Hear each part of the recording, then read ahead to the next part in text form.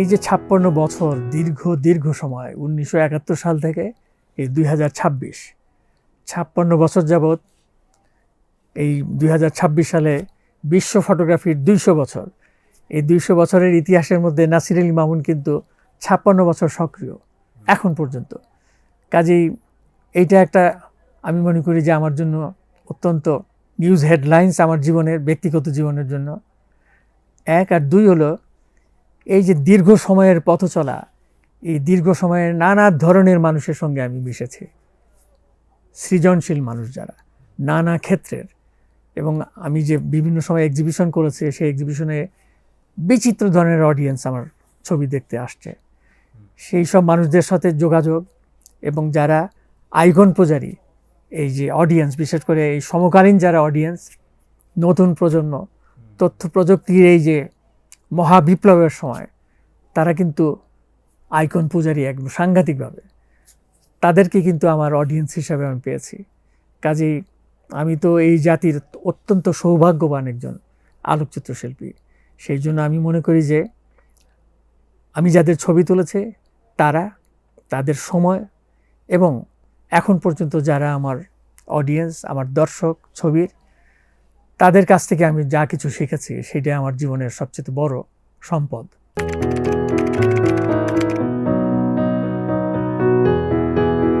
আলোকচিত্রীর দায় অনেক বেশি, হরাইজনের মতো অনেক।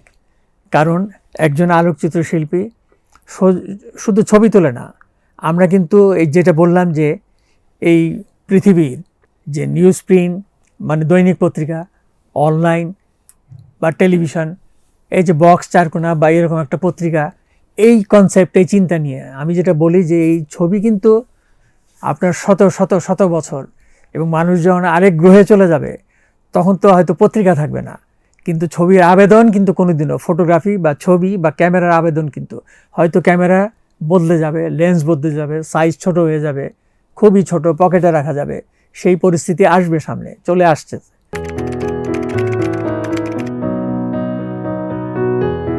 এই প্রজন্ম কিন্তু দেখেন ছবি খুব ভালো বোঝে, এবং তারা যদিও অস্থির প্রজন্ম, আপনি এই প্রজন্মের কথা যখন বলছেন, বর্তমান সময়ের যারা অডিয়েন্স বা যারা মোবাইলে বা ডিজিটাল ফটোগ্রাফি করে তারা অত্যন্ত বুদ্ধিমান, কিন্তু তারা খুবই স্থির থাকতে পারে না। কোনো একটা কাজ তারা দীর্ঘ সময় নিয়ে করে না। এই যে ফটোগ্রাফি করা, যেটা আমি করেছি অ্যানালগ দুনিয়া থেকে, ব্ল্যাক অ্যান্ড হোয়াইট ছবি, সেই ছবি ফিল্ম ছিল, সেই ফিল্ম ডার্ক রুমে গিয়ে ডেভেলপ করতে হতো অন্ধকারে, তারপর প্রিন্ট করতে হতো ডার্ক রুমে, আরেকটা প্রসেস সেটা, তারপরে সেগুলো শুকাতে হতো, তারপরে ছবি হিসাবে আসতো, অ্যালবামে রাখতাম বা কোথাও ফ্রেম করে রাখতাম। এখন তো আপনার মোবাইল ফোনে, ডিজিটাল ফোনে সরাসরি আপনার পজিটিভ হয়ে যাচ্ছে, কোনো ডার্ক রুমের কারবার নেই। কাজেই টিপ দিলেই ছবি উঠে। এই যে হাইব্রিড প্রজন্মের কথা বললেন, এখন কিন্তু এখনকার জেনারেশন কোনো একটা নির্দিষ্ট বিষয়ে বেশিরভাগই ২-৪ জন ছাড়া দীর্ঘ সময় ব্যয় করতে চায় না, মানুষ খুব অস্থির, এই যুগটাই এরকমই। কিন্তু শিল্প কিন্তু এত অস্থির মানুষের কাজ না। শিল্প অত্যন্ত ধ্যানের ব্যাপার, আরাধনার ব্যাপার, এবং শিল্প অত্যন্ত বন্ধুর, এবং প্রতি মুহূর্তে আপনি নিজেকে হত্যা করছেন, আত্মহত্যার দিকে সমাজ আপনাকে ঠেলে দিচ্ছে, এবং আপনি নিজে জানেন যেই দেশে আপনার জন্ম এবং যেই পরিস্থিতি, পরিবেশ এবং অর্থনৈতিক অবস্থার মধ্যে দিয়ে আপনি একজন ইমেজ মেকার বা আলোকচিত্র শিল্পী হতে যাচ্ছেন, আপনার ছবি হয়তো বিক্রি হবে না, আপনার প্রিন্ট কেউ কিনবে না, আপনি এই ছবি তুলে জীবনযাপন করতে পারবেন না। এটা জেনেও আপনি কিন্তু এই ছবির দিকেই ধাবিত হচ্ছেন, এবং ৫০-৬০ বছর আপনি অতিবাহিত করে ফেলেছেন। আমি আমার নিজের কথাই বলতে পারি, শুরুর থেকে আমি জানতাম, এখনও আমি জানি যে আমার সামনের ভবিষ্যৎ কী এবং মৃত্যুর পরে কী হবে এটাও আমি জানি, যে প্রত্যেকটা নেগেটিভ, প্রত্যেকটা ছবি আমার খুঁজবে, এবং কেন আমি এই ছবি তুলেছিলাম, ওই মানুষটার চোখ এমন কেন, পোশাকটা এমন কেন, নাসির আলী মামুন এই অ্যাঙ্গেলটা এইভাবে করলে কেন, আলো ছায়া এইভাবে সে করলো কেন, এগুলো নিয়ে গল্প হবে, কথা হবে, পিএইচডি হবে, নানান রকম কাজ হবে। কিন্তু এই যে ধৈর্য ধরা, এই যে ৫০-৬০, আরও যদি বেঁচে থাকি ৫ বছর ১০ বছর, এই যে দীর্ঘ সময়, এত সময় হয়তো একটা মানুষ জীবিতও থাকে না, কিন্তু আমি যে অ্যাক্টিভ থাকলাম, এটা তো আমি মনে করি যে আমার জীবনের সবচেয়ে বড় সংবাদ শিরোনাম। কিন্তু এই এখনকার প্রজন্ম, এই যে জেন জেড বা তরুণ প্রজন্ম, তথ্য প্রযুক্তির এই যে মহাবিপ্লবের প্রজন্ম, তারা এত দীর্ঘ সময় কোনো একটা বিশেষ বিষয়ে থাকতে উদ্যোগী না। যদি উদ্যোগী নাই হয় তাহলে কিন্তু বড় শিল্পী জন্ম হবে না। তাহলে কি হবে সেটা হয়তো আমি জানি না, কিংবা এমন একটা সময় পরিস্থিতি আমাদের আসছে তখন অত বড় শিল্পীর দরকার নাই। কাজেই সময়ের যে একটা দাবি, সেই দাবির সঙ্গেই তো মানুষ থাকে, অডিয়েন্স থাকে, সেই দিকে যাবে হয়তো সব তরুণ প্রজন্ম। তারপরে কোনো একদিন এমন একটা পরিস্থিতি তৈরি হবে যে আবার ফিরে যাবে ওই 60-এর দশকে, 70-এর দশকে, 80-এর দশকে, 90-এর দশকে। হতে পারে, নাও হতে পারে। তবে একটা জিনিস, এই যে আমরা যে ফটোগ্রাফি করি, আমরা কিন্তু সবাই ভাবি যে এই ফটোগ্রাফিটা পৃথিবীর জন্য, পৃথিবীর মানুষের জন্য। না না না, সম্পূর্ণ ভুল। ক্যামেরা এবং ফটোগ্রাফি, এটা কিন্তু টোটাল কসমোলজির সঙ্গে কিন্তু এটার একটা সম্পর্ক। সেটা কীরকম? 1969 সালে 20শে জুলাই মানুষ যখন চাঁদে গেল, নীল আর্মস্ট্রং, তখন কিন্তু পৃথিবী থেকে স্পেশাল ক্যামেরা নিয়ে গিয়েছিল, লিনহব ক্যামেরা। সেই ক্যামেরা দিয়ে সে অনেক ছবি তুলেছিল চাঁদের, এবং চাঁদের পৃষ্ঠ সামনে রেখে, ফোরগ্রাউন্ডে রেখে পৃথিবীর একটা পোর্ট্রেট, কয়েকটা পোর্ট্রেটই করেছিল। একটা পোর্ট্রেটের কথা আমাদের মনে আছে, সামনে চাঁদের ছবি ফোরগ্রাউন্ডে, এবং পিছন দিকে অন্ধকারের মধ্যে আমাদের এই পৃথিবী। অবাক কাণ্ড যে অন্য গ্রহ থেকে গিয়ে সেই ক্যামেরা, ফিল্মের ক্যামেরা কিন্তু। এবং দেখবেন যে মানব সভ্যতা, এই যে তথ্য প্রযুক্তির মহাবিপ্লব, প্রত্যেকটা বিপ্লবের সঙ্গে কিন্তু ক্যামেরা আছে কিন্তু তার সামনে। আপনি দৃশ্যমান শিল্প যদি, আপনি একটা যে কোনো ডিসকভারির যদি দৃশ্যমান ভিজুয়াল ডকুমেন্টেশন দেখাতে না পারেন, মানুষ কিন্তু বিশ্বাস করে না, মানুষ তৃপ্ত হয় না। কাজেই ক্যামেরা শুধু পৃথিবীর না, মানুষ যখন এক গ্রহ থেকে আরেক গ্রহে যাবে তার আগে কিন্তু ক্যামেরা চলে যাবে।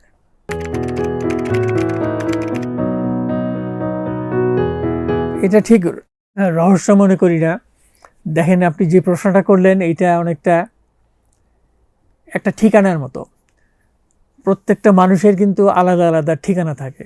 আমারও একটা ঠিকানা আছে, ছিল। কাজেই আমি মনে করি না যে এটা আসলে আমার যে সিগনেচারটা, সেটা আগেও যেমন ছিল এখন ওই রকমই রয়েছে।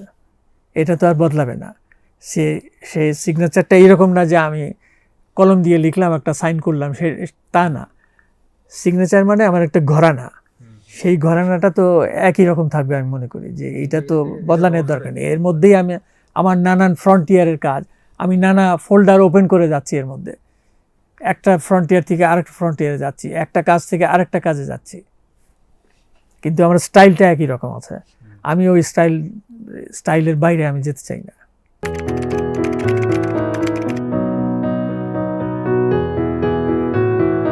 শুরুর দিকে আমি যখন ছবি তুলতাম 70-এর দশকে অথবা 80-র দশকে, তখন দেখতাম যে যাদের ছবি আমি তুলতাম, তাদের বেশিরভাগেরই নানা ধরনের অভিযোগ ছিল। অভিযোগের মূল কারণ হলো তারা অবমূল্যায়িত, বিশেষ করে যারা কবি, সাহিত্যিক, লেখক, প্রাবন্ধিক, গবেষক। তারা বলতেন যে তাদেরকে অমুক পুরস্কারটি দেওয়া হচ্ছে না, তারা লিখে তাদেরকে প্রকাশক বা পত্রিকা পয়সা দিচ্ছে না, সম্মানই দিচ্ছে না, অথবা তারা যে লেখালেখি করছেন, সৃজনশীলতার চর্চা করছেন, তারা কিভাবে বেঁচে থাকবেন। যেটা হুমায়ুন আহমেদ বলতেন যে লেখক শিল্পীরা হাওয়া খেয়ে বাঁচে না, এটা তিনি ইন্টারভিউতে বলেছেন। কাজেই এই যে না পাওয়ার একটা বেদনা, নানা ধরনের অনিশ্চয়তা, অর্থনৈতিক অনিশ্চয়তা, সেটা কিন্তু তাদের চেহারা, তাদের ছবি, 70-80-র দশকের চেহারা এবং ছবি দেখলে বোঝা যায় যে সমাজ কি পরিস্থিতির মধ্যে ছিল। একটা মুমূর্ষ পরিস্থিতির মধ্যে দিয়ে চলছিল যে সমাজে, বাংলাদেশে মুক্তিযুদ্ধের পরপর নতুন রাষ্ট্র, কিন্তু নানান রকম অনিশ্চয়তা। এখন তো নানা ধরনের পুরস্কার বাংলাদেশে, এখন ব্যবসা বাণিজ্য আস্তে আস্তে উঠছে, কিন্তু সারা পৃথিবীতে এই যে গ্লোবালাইজেশন যেটা বলি আমরা, সমস্ত পৃথিবী কিন্তু এখন ব্যবসা বাণিজ্য মানে একটা দেশের সাথে আরেকটা দেশে সম্প্রসারিত হচ্ছে, একই সঙ্গে সব কিছু আবার ব্যর্থ করে দিচ্ছে অল্প কয়েকজন মানুষ সারা বিশ্বে। সেটি কীরকম? যুদ্ধ। এই যুদ্ধোত্তর পরিস্থিতি। এখন দেখবেন যে মানুষ হিংস্র হয়ে যাচ্ছে। আমি যখন 70-এর দশকের 80-র দশকের মানুষের মুখগুলির ছবি দেখি, তখন দেখি যে নিরীহ মানুষগুলো, এই বিখ্যাত মানুষগুলো, তাদের চোখ, তাদের পোশাক, তাদের বডি ল্যাঙ্গুয়েজ, মুখের ভাঁজ দেখলে বোঝা যায়। তারপরে ধীরে ধীরে ধীরে ধীরে 90-এর দশকের পার হতে দেখলাম যে মানুষ, এই বাংলাদেশের মানুষদের কথা বলছে, এই রাজধানী ঢাকার মানুষদের কথা বলছে, চেহারাগুলো রুক্ষ হয়ে যাচ্ছে, চোখগুলো অন্যরকম হচ্ছে, এবং অনেকের মুখের অভিব্যক্তির মধ্যে দেখা যাচ্ছে যে 70-80 দশকে যাদের ছবি তুলেছিলাম, কবি, লেখক, শিল্পীদের, তাদের চেহারার সাথে যখন মেশাই, একসাথে রাখি, দেখলাম যে বদলে যাচ্ছে। সেটা আমি বলতে চাই না যে এখন যে পরিস্থিতি দেশে এবং সারা বিশ্বে, তার প্রভাব তো মানুষের মধ্যে পড়বে, মানুষের শরীরে, মানুষের চেহারায়, মানুষের মনে, হৃদয়ে, সেটা তো ছবির মধ্যে আসবেই। কাজেই ওই সময়ের ছবি আর এখনকার ছবি একটু আলাদা হবে।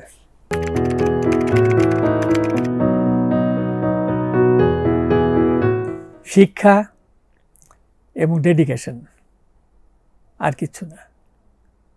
তাহলেই আপনি সমান সমান সাকসেসফুল। আস্তে আস্তে আস্তে আস্তে একদম উপরে উঠে যাবেন।